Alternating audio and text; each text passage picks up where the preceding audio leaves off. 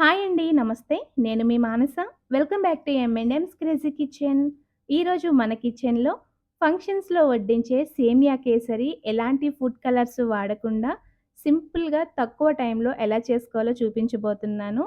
Beginners అయినా, వంట రాని వాళ్ళైనా కూడా చాలా ఈజీగా ప్రిపేర్ చేయగలరండి.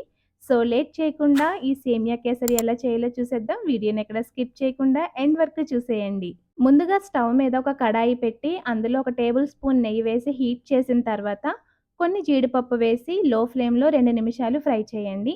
ఇందులోనే కొన్ని కిస్మిస్ కూడా వేసుకొని ఒక 2 నిమిషాలు ఫ్రై చేసి ఈ డ్రై ఫ్రూట్స్ అన్నింటిని కూడా వేరొక ప్లేట్‌లోకి తీసేసుకోండి. ఇప్పుడు అదే నేతిలో ఇంకొక టేబుల్ స్పూన్ నెయ్యి వేసి కాగిన తర్వాత ఒక కప్పు సేమియా వేసుకొని కలుపుతూ లో ఫ్లేమ్‌లోనే సేమియాలన్నీ ఎర్రగా అయ్యేంత వరకు వేగనివ్వాలి. కలుపుతూ ఉండకపోతే కొన్ని సేమియాలు బాగా మాడిపోతాయి. ఇంకొన్ని సరిగ్గా వేగవనమాట.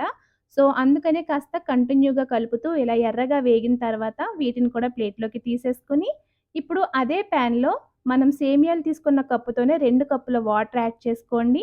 ఇదే టైంలో మీరు ఫుడ్ కలర్ అయినా వేసుకోవచ్చండి. నేనైతే ఫుడ్ కలర్ ప్లేస్‌లో కాస్త కుంకుమ పువ్వుని క్రష్ చేసి వేశాననమాట. ఇలా చేయటం వల్ల రెసిపీకి మంచి కలరొస్తుంది. ఇప్పుడు మూత పెట్టి మంటని హై ఫ్లేమ్‌లోకి టర్న్ చేసుకొని వాటర్‌ని బాయిల్ చేసుకోండి. ఇప్పుడు ఈ మరుగుతున్న వాటర్‌లో మనం ఆల్రెడీ ఫ్రై చేసి పెట్టుకున్న సేమియాలని వేసుకొని, మంటని హై ఫ్లేమ్‌లోనే ఉంచి సేమియాలని మధ్య మధ్యలో కలుపుకుంటూ కాస్త దగ్గర పడేంత వరకు ఉడికించాలి. మనం చేతితో నొక్కి చూస్తే సేమియాలు మరీ మెత్తగా జావలా అయిపోకుండా కాస్త పలుకుండేలాగా ఉడికితే సరిపోతుంది. ఇప్పుడు ఇందులో సేమియాలు తీసుకున్న కప్పుతోనే అరకప్పు పంచదార కూడా వేసుకొని పంచదారలో ఈ సేమియాలని మరొక 2 నిమిషాల పాటు ఉడికించుకుంటే, ఈ టైంకి మనకి సేమియాలు ఫుల్‌గా కుక్ అయిపోతాయన్నమాట. ఇప్పుడు ఇందులో అర టీ స్పూన్ వరకు యాలకుల పొడి వేయండి. అలాగే చిటికెడు సాల్ట్ వేసి కలపండి. సాల్ట్ వేయటం వల్ల స్వీట్‌కి మంచి టేస్ట్ వస్తుంది. ఒకవేళ దేవుడి కోసం ప్రసాదంలా ఈ స్వీట్‌ని తయారు చేస్తుంటే అందులో సాల్ట్ మాత్రం స్కిప్ చేసేయండి.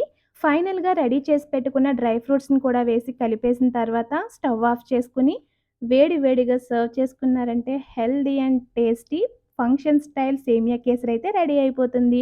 మీరు కూడా ఈ రెసిపీని తప్పకుండా ట్రై చేసి మీకు ఈ రెసిపీ ఎలా వచ్చిందో మాకు కామెంట్స్‌లో షేర్ చేయండి. వీడియో నచ్చినట్లయితే ప్లీజ్ లైక్ చేయండి, షేర్ చేయండి, సబ్స్క్రైబ్ చేసుకోండి. పక్కనే ఉన్న బెల్ బటన్‌ని యాక్టివేట్ చేసుకోండి.